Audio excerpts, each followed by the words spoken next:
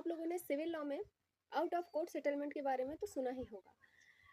Criminal law में भी एक ऐसा ही कॉन्सेप्ट है जिसको प्ली बार्गेनिंग बोलते हैं। अगर हम इसके शाब्दिक अर्थ में जाएं तो प्ली का मतलब होता है दलील और बार्गेनिंग का मतलब है कि मार्केट में जैसे मोल भाव करना। तो दरअसल ये प्ली की बार्गेनिंग होती है। मतलब प्ली बार्गेनिंग की एप्लीकेशन हमेशा और हमेशा अपराधी के द्वारा लगाई जाती है।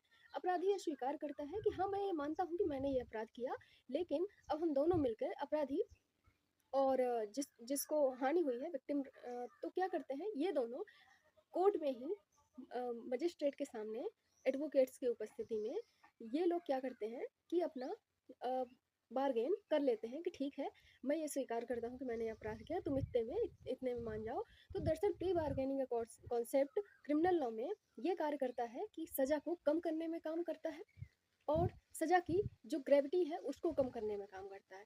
लेकिन इसकी कुछ कंडीशन है कि ये खतरनाक अपराधों में नहीं लागू होता, सीरियस ऑफेंसेस में नहीं लागू होता है, जैसे रेप अपराध हो गए, मर्डर हो गए, तो इन सब में ये अप्लाई नहीं होता है।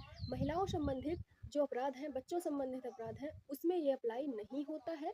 7 साल से ऊपर के अपराधों में ये अप्लाई नहीं होता है।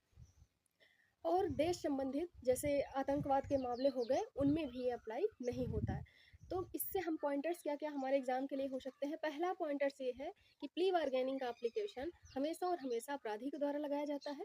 दूसरा कि प्ली बार्गेनिंग का एप्लीकेशन आज मान लीजिए कि चार्ज फ्रेम हुआ, तो आज से आप क्या कर सकते हैं, आज से 30 दिन के अंदर आप प्ली बार्गेनिंग का एप्लीकेशन लगा सकते हैं और एप्लीकेशन लगाएगा ऑब्वियस सी बात है हमारा जो अपराधी है वो। फिर दूसरा तीसरा पॉइंट ये है कि हमारे सीआरपीसी के चैप्टर 23 में दिया हुआ है, 289 से लेकर के 300 तक इसकी धाराएं जो है बात करती हैं, चैप्टर 23 में है ये। और मुझे आप लोग कमेंट करके ये बताइए, अब इसमें सारे ही पॉइंटर्स मैंने इतने छोटे वीडियो में कवर कर दिए हैं, आप मुझे कमेंट करके ये बताइएगा कि आखिर ये हमारे क्रिमिनल लॉ में कब जुड़ा, किस अमेंडमेंट से जुड़ा, किस सन का वो अमेंडमेंट था जिसमें ये क्रिमिनल लॉ में प्ली बार्गेनिंग का कॉन्सेप्ट हमारे क्रिमिनल लॉ में आया। Thank you so much.